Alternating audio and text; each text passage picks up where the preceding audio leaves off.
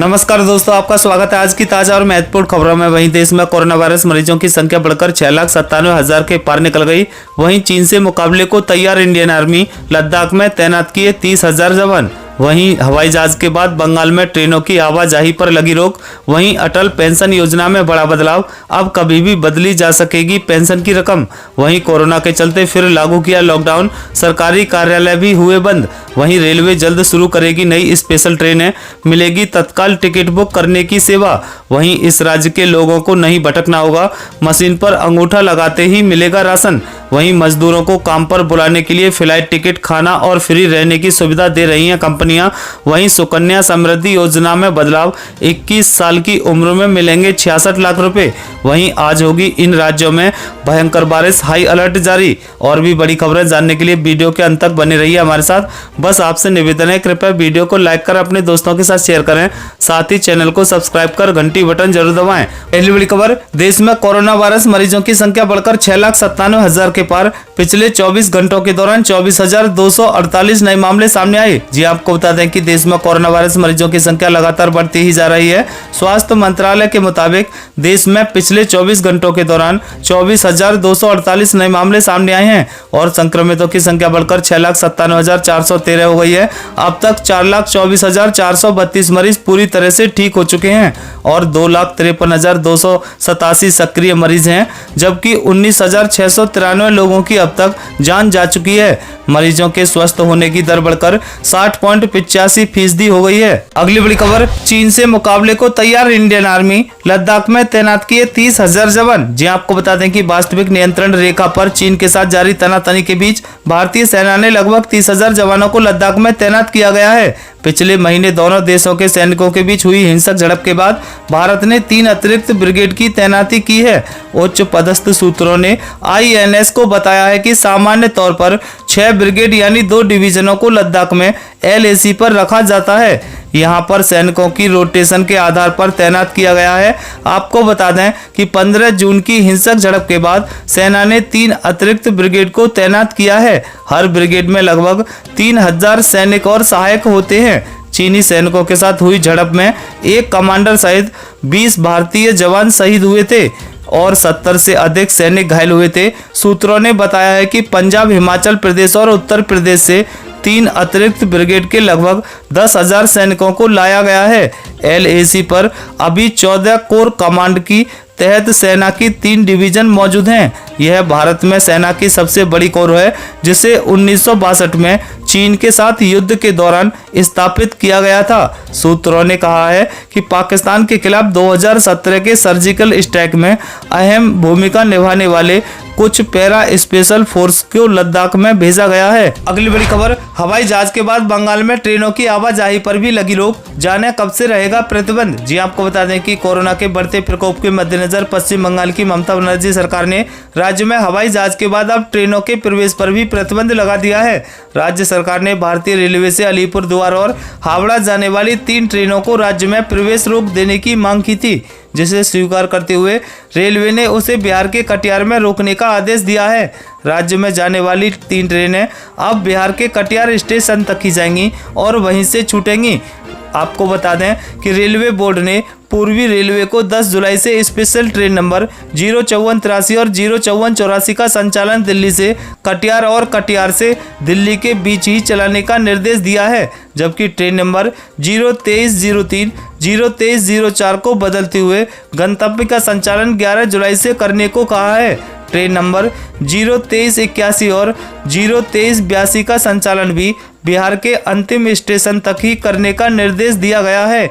ये सभी ट्रेनें धन्यवाद होकर चलती हैं। अगली बड़ी खबर, अटल पेंशन योजना में बड़ा बदलाव, अब कभी भी बदली जा सकेगी पेंशन की रकम। जी आपको बता दें कि pension fund regulatory and development authority ने अटल पेंशन योजना में ऐसा बदलाव किया है जिससे इसके 2.88 करोड़ सब्सक्राइबर्स को सीधा फायदा मिलेगा। नई व्यवस्था के तहत अब सब्सक्राइबर्स अपनी पेंशन राशि को साल में कभी भी बढ़ा या घटा सकेंगे। PFRDA ने सभी बैंकों को साल में किसी भी समय पेंशन राशि बढ़ाने या घटाने की प्रक्रिया शुरू करने का निर्देश दिया है।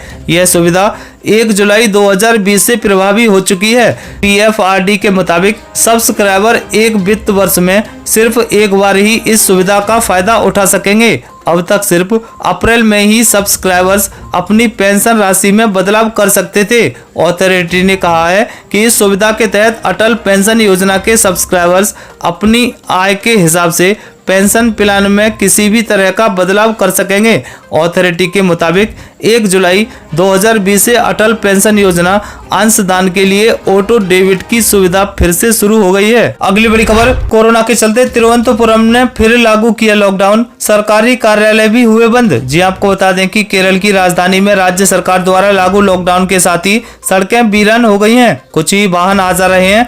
नगर निगम के सभी 100 वार्डों और इसमें शामिल राजधानी के बाहर के 3 वार्डों में लॉकडाउन लागू है। सचिवालय समेत सभी सरकारी कार्यालय बंद हैं। मुख्यमंत्री पिनरई विजयन और उनके मंत्रिमंडल सहयोगी अपने आवास से ही काम कर रहे हैं। मुख्यमंत्री के सरकारी आवास से एक वॉर रूम काम करने लगा है। आपको बता दें कि पुलिस महानिदेशक लोकनाथ बोर्रा ने लॉकडाउन का उल्लंघन करने वालों के खिलाफ कठोर कार्रवाई की चेतावनी भी दी है। उन्होंने कहा है कि मेडिकल इमरजेंसी को छोड़ लोग अपने घरों में ही बंद रहें। यदि कोई आदेश का उल्लंघन करता पाया गया तो पुलिस कठोर कार्रवाई करेगी। पुलिस लोगों को आवश्यक सामग्री की आपूर्ति में जुट गई है। इस सेवा के लिए नंबर उपलब्ध कराए गए हैं। पुलिस उपायुक्त दिव्य गोपीनाथ ने कहा है कि लोग इस सेवा को आवश्यक सामान तक सीमित रखें।